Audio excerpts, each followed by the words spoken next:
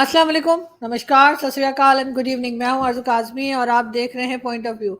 हमें जी जॉइन किया है डॉक्टर अभिषेक मिश्रा जी ने। सब सर को जानते हैं, सुनते भी रहते हैं, लेकिन आज हम बात करेंगे टू नेशन थ्योरी और उसके साथ साथ 370 के ऊपर भी बात की जाएगी और जिस पे बड़ा हंगामा है पाकिस्तान में। बहुत शुक्रिया सर, क्या जा पाए। Thank you so much. Thank you आरजू जी। आपके सभी दर्शकों को मेरा नमस्ते, राम राम, सत श्री अकाल, आदाब, सलाम and vanakkam, good evening for inviting me. क्या कहेंगे आप ये जो सबसे पहले तो टू नेशन थ्योरी की जैसे हमने बात हुई थी आपसे कि हम उससे ज़रा डिस्कस करेंगे और उसके साथ 370 को भी। जी देखिए 370 ये मैं कई पाकिस्तानी, इसीलिए मैंने आपसे रिक्वेस्ट किया कि 370 को इस तरीके से देखा जाए। तो क्या है 370, इसको तो समझना बहुत जरूरी है ना। एक है उसका कॉन्स्टिट्यूशनल और लीगल एस्पेक्ट जो बहुत कॉम्प्लेक्स है। वो अगर आपका बैकग्राउंड नहीं है लॉ में तो वो समझना मुश्किल हो जाता है। मगर एक है कॉम्प्लेक्स उसका जो सोशियो पॉलिटिकल है, जो बड़ी आसानी से जो आम जनता है उसको समझाया जा सकता है कि टू नेशन थ्योरी का रेमिनेंट है, रेलिक है, अवशेष है। उसको हम कहते हैं आर्टिकल 370। टू नेशन थ्योरी का ही एक कॉन्स्टिट्यूशनल मैनिफेस्टेशन है जिसको हम कहते हैं आर्टिकल 370। आर्टिकल 370 सिर्फ ये कहता था कि भारत का जो पार्लियामेंट है उसकी जो विधायी शक्तियां हैं, लेजिस्लेटिव पावर हैं, वो लिमिटेड होंगी with respect to the Jammu and Kashmir, और जम्मू एंड कश्मीर का अपना खुद का कॉन्स्टिट्यूशन होगा। ये दोनों ही बातें जो हैं वो एक कॉन्स्टिट्यूशनल गवर्नेंस जो फेडरलिज्म आर्टिकल 1 में इंडिया बनाता है उसको ये एक तरीके से चैलेंज करती है।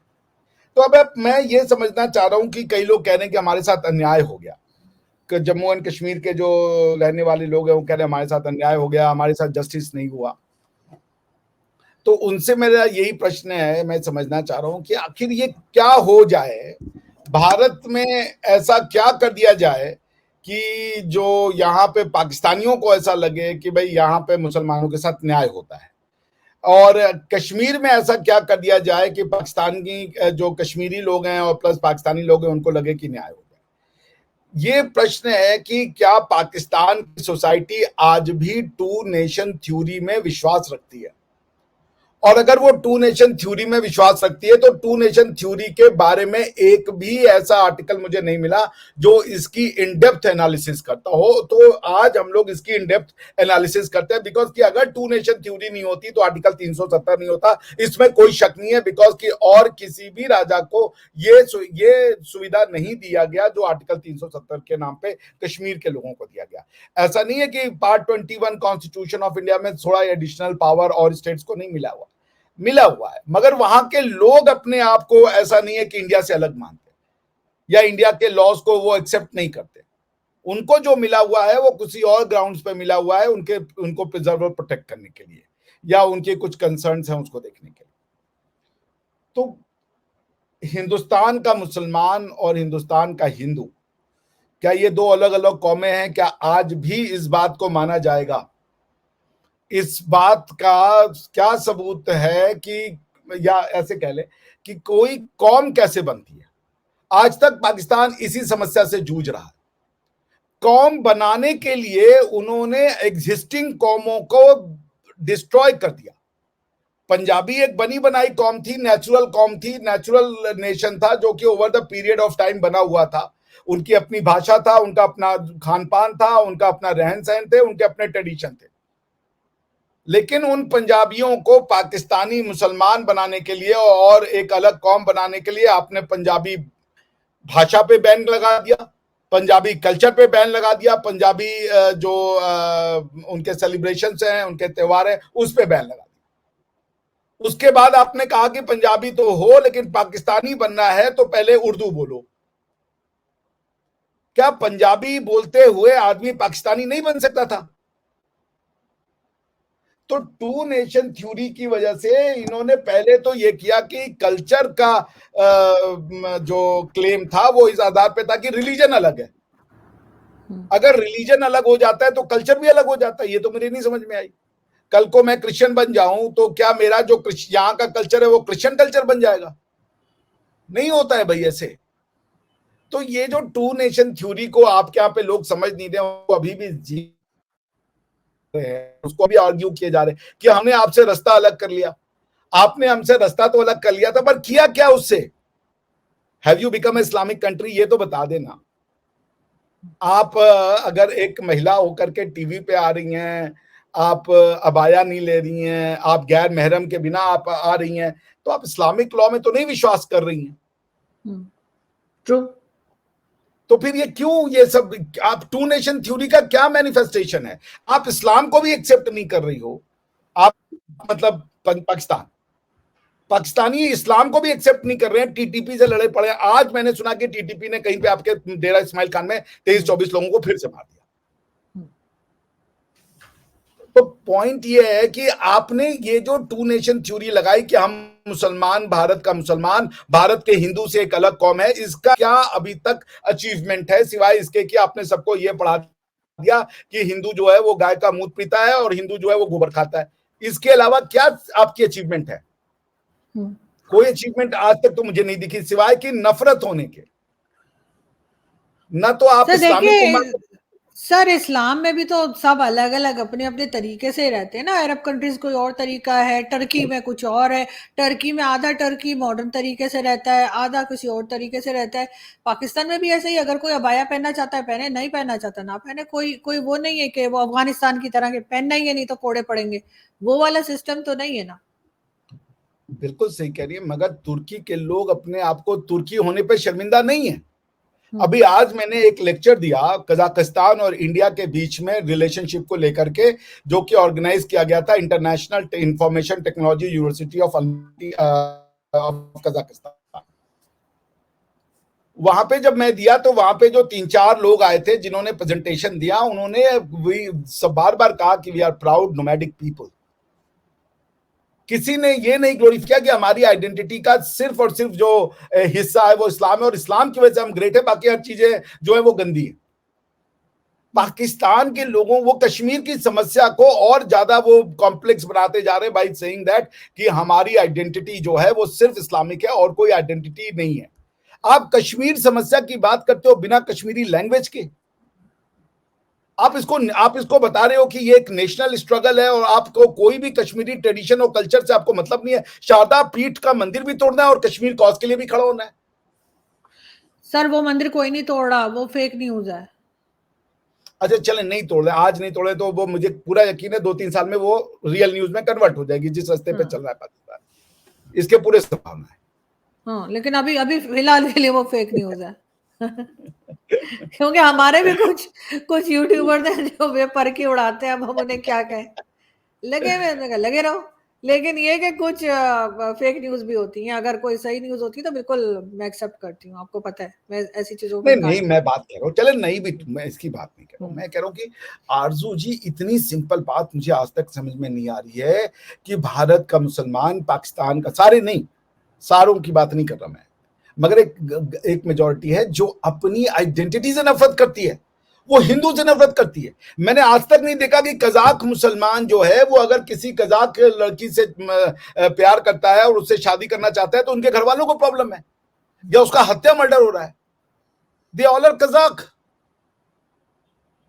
उज्बेक और कजाक अपने आप को अलग आइडेंटिफाई करते हैं, दोनों के 80% पॉपुलेशन मुसलमान है। उज्बेकिस्तान और कजाकिस्तान एक कंट्री नहीं बनती भाई। कजाक को मैंने नहीं सुना कि वो अपने नोमैडिक कल्चर को गाली देते, वो प्राउडली कहते we are nomad people.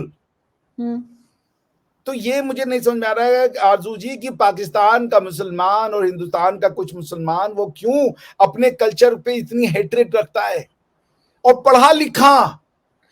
Sir Pakistan का मुसलमान तो चले इधर आ गया, सही आया गलत आया मैं उस डिबेट में नहीं पढ़ रही, मैं तो हमेशा से मानती हूँ गलत किया, जिसपे लोग मुझे बुरा भला भी कहते हैं। लेकिन हिंदुस्तान में रहने वाला मुसलमान इतना अजीब गरीब क्यों है, वो इस तरह की स्टेटमेंट्स क्यों देता है जिसको देखकर अजीब लगता है कि अपनी कंट्री के खिलाफ बात कर रहा है, या इतना ज्यादा कि जी मेरे ऊपर जुल्म हो रहा है, मैं ये कर दूंगा, मैं 6 पाकिस्तान और बना लूंगा, इस किस्म की स्टेटमेंट हिंदुस्तानी मुसलमान क्यों दे रहा है?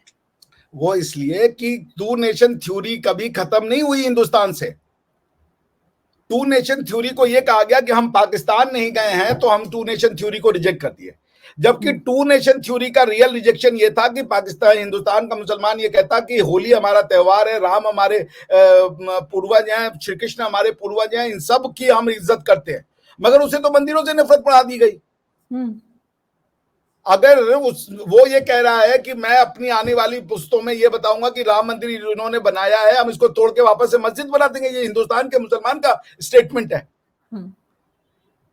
और जबकि जो सच है वो ये है कि अगर बाबरी मस्जिद तोड़ी भी गई, अयोध्या में 100 से ज्यादा मस्जिद मौजूद है या उसके आसपास मौजूद होंगे, दसियों मस्जिदें हैं बाबरी मस्जिद के अलावा। ये मस्जिद गई, इसके बदले में भी 5 एकड़ जमीन दी गई और वहां पे नई बाबरी मस्जिद बन रही है। लेकिन उसके बाद भी ये एक जो नफरत है लोकल कल्चर से, हिंदू लाइफस्टाइल से, कि उन्हें वो उसमें पागल हो रखा, वो टू नेशन थ्योरी को रिजेक्ट करने को तैयार ही नहीं है। गंगा जमुना तहजीब का जो टू नेशन थ्योरी का नया नाम है, गंगा जमुना तहजीब। बिल्कुल, टू नेशन थ्योरी का नया नाम है आर्टिकल 370। टू नेशन थ्योरी का नया नाम है क्या मुसलमानों की जबान उर्दू है। उर्दू जो है वो सुपीरियर जबान, अरे जबान का से सुपीरियर और इंफीरियर हो गई भाई, जबान जबान होती है, the purpose of the language is to communicate. लेकिन वो सीखना ही नहीं चाह रहा, वो कह रहा मंदिर हमारे हैं ही नहीं, वो कह रहा कि तुम तो गाय मुंह पीने वाले हो, उसको ही नहीं पता कि तुम भी वही हो भाई। कल्चर कैसे चेंज कर दोगे? रिलीजन तो चेंज किया जा सकता है, भगवान सर तो क्यों तुम्हारा इतनी नफरत है सर? क्यों, मुझे समझ नहीं आती इतनी नफरत क्यों है। मैं तो यहाँ पे पाकिस्तान में बैठी हूँ और पाकिस्तान से मैं जो जितना भी कनेक्ट हो पाती हूँ अपने व्यूवर्स के साथ, चाहे अपने जो हमारे दोस्त हैं, चाहे हमारे जो पैनलिस्ट हैं उनके साथ, तो मुझे तो उनके साथ बड़ी अटैचमेंट फील होती है। मुझे तो कभी ऐसा नहीं लगा कि कोई नफरत आ रही है बीच में, ना उनकी तरफ से ना मेरी तरफ से। फिर आखिर हिंदुस्तान के मुसलमान को इतना क्या मसला है? क्योंकि हिंदुस्तान के मुसलमान को ये पढ़ाया गया, कुछ स्कूल ऑफ थॉट ऐसे थी, खासकर जो मार्क्सिस्ट और कम्युनिस्ट हैं, वो नहीं चाहते थे कि हिंदुस्तान में इंडिया का जो वो ओल्ड कल्चर था उसको वो सो कॉल्ड कहते थे रिवाइवल नहीं होने देना। वो सेक्युलरिज्म को ये समझ गया कि वो सेक्युलरिज्म के थ्रू हम इंडिया की कल्चर ट्रेडिशन को हम तबाह बर्बाद कर देंगे। तो उसने जो है, और उसको इसमें साथ देने वाले कोई लगा कि जो हमारे साथ इंडिया के कल्चर से नफरत करेगा वो मुसलमान को हम बनाएंगे। तो बात सिर्फ ये नहीं है कि वो कर रहा है, बात ये है कि अगर इसका एक आंसर ये मिलता है टू नेशन थ्योरी का कि ये क्यों है, तो ये एमजे अकबर साहब की किताब है द टिंडर बॉक्स पाकिस्तान करके उनकी किताब का नाम है। मैं अभी आपको बता देता हूँ कि क्या है उनकी किताब का नाम। बड़ा अच्छा लिखा उन्होंने, एमजे अकबर। तो Tinder box the past and future of Pakistan, ठीक है ना भाई? एमजे अकबर, बड़ी अच्छी किताब है, अगर आपको कभी मिले तो पढ़िए। जी, मैं नाम लिख रही थी। द टिंडर बॉक्स में आपको ना इसका वो भेज, इसमें एमजे अकबर साहब ने एक आर्ग्यूमेंट दिया, मुझे लगता है सही आर्ग्यूमेंट है। उनका पूरा नाम है मुबाशिर जमाल अकबर, एमजे अकबर, बहुत अच्छे ऑथर है। तो अकबर साहब ने उसमें ये लिखा कि टू नेशन थ्योरी हुआ ये कि जब ये उस समय आए, क्योंकि आइडियोलॉजीज एक समय पे आई और every this ideology has outlived itself, at least political form में। इंपीरियलिज्म के कई फॉर्म है ना, चाहे रिलीजन के गार्ड में आके कहो कि तुम्हारा कल्चर घटिया है, और चाहे पॉलिटिकल फॉर्म में आके कहो कि हमको गवर्नेंस का ज्यादा पता है, तुम्हें गवर्नेंस का कोई आइडिया नहीं। बात दोनों एक ही कर रहे कि तुम घटिया लोग। तो रिलीजियस इंपीरियलिज्म हो चाहे पॉलिटिकल इंपीरियलिज्म हो, इंपीरियलिज्म किसी भी फॉर्म में एक्सेप्टेंस नहीं किया जाएगा। यदि आपकी पॉलिटिकल बिलीफ का हिस्सा, यदि आपके रिलीजियस बिलीफ का हिस्सा पॉलिटिक्स है, गवर्नेंस है, तो वो फ्रीडम ऑफ रिलीजन का पार्ट नहीं हो सकता। फ्रीडम ऑफ रिलीजन का पार्ट ये है कि आप जिस भगवान को चुनो और जिसको जैसे आप पाना चाहते हो उसमें स्टेट का कोई दखल नहीं होगा। लेकिन आप भगवान के नाम पे, अल्लाह के नाम पे, ईश्वर के नाम पे, गॉड के नाम पे पॉलिटिकल डिमांड नहीं रख सकते। और पॉलिटिकल डिमांड क्या होता है? Demand to make law, demand to create law for your own society. आप नहीं कर सकते ऐसा। This is exactly what is called secularism. तो भारत में ये जो टू नेशन, जो लोग इसके लिए आर्टिकल 370 के लिए लो रहे हैं। मुझे समझ में नहीं आ रहा कि भारत के एग्जिस्टिंग संविधान में ऐसी कौन सी कमी है। और अगर आपने कभी पीओजेके का कॉन्स्टिट्यूशन पढ़ा है कभी आपने आरजू जी? नहीं, मैंने नहीं देखा। आपको देखना चाहिए। पाकिस्तान का तो देखा है, लेकिन अलग से जो है वो कश्मीर का नहीं देखा। मैं आपको पढ़ देता हूं ना, आप उसको जो है जरूर बताइए लोगों को। मगर सर, ये चीजें अभी क्यों हाईलाइट होना शुरू हो गई हैं? कांग्रेस के जमाने में भी क्या होता था, या उस वक्त इतना मुसलमान जो था नाराज नहीं था? भारत का ना मुसलमान की बात कर रही हूँ। देखिए, बेसिकली एक थ्योरी आई जिसने इंडिया को ये माना कि ये कई जगह के लोग आए हैं यहाँ पे, इंडिया कोई एक कांग्रुअस यूनिट नहीं है। जब, और ये नहीं माना कि वेद इसका जो है ना स्प्रिंगिंग स्टार्टिंग पॉइंट है इंडिया के क्रिएशन का। जैसे आप देख लें कि इंडिया में क ख ग घ सारी भाषाओं का बेसिस क ख ग घ है।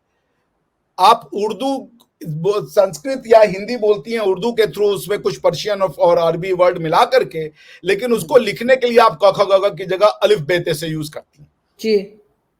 आप ये देख लें कि जो हमारी जो सोशल ऑर्डर का, जैसे अरबों की सोशल ऑर्डर का कॉन्स्टिट्यूशन जो है वो कुरान है, इसमें कोई शक नहीं। पूरा अरब जो है एक इस्लामिक राष्ट्र है। राष्ट्र का मतलब कतई नेशन नहीं होता। नेशन जो है वो एक होमोजेनियस आइडिया है, और यूरोपियन नेशन जो है वो एथनिसिटी का आइडिया है। लेकिन जो भारत का राष्ट्र का कॉन्सेप्ट है वो एसेंशियली प्लूरल है, वो इनहेरेंटली प्लूरल है, क्योंकि भारत ने क ख ग घ तो दे दिया लोगों को, लेकिन क ख ग घ पे कौन सा भाषा बनाना है ये उनके ऊपर छोड़ दिया। क ख ग घ से उड़िया बनी, क ख ग घ से बंगाली बनी, क ख ग घ से तेलुगु बना, क ख ग घ से तमिल बना, क ख ग घ से हरियाणवी बनी, क ख ग घ से जम्मू शारदा लिपि बनी जिसको आप कश्मीरी लैंग्वेज कहते हैं, और क ख ग घ से बंगाली बनी। क ख ग सारे क ख ग घ यूज करते हैं।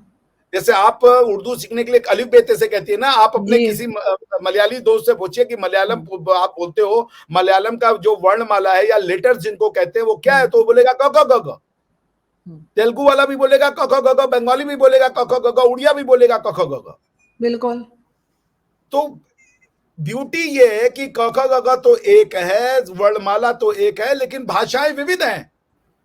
यही इंडिया की राष्ट्रीयता की प्रतीक है कि क ख ग घ तो एक दिया, लेकिन आपको भाषाओं पे ये नहीं कहा कि एक भाषा दूसरे से सुपीरियर है। इसलिए इंडिया के राष्ट्र निर्माण में कभी भी भाषा नहीं चाहिए थी।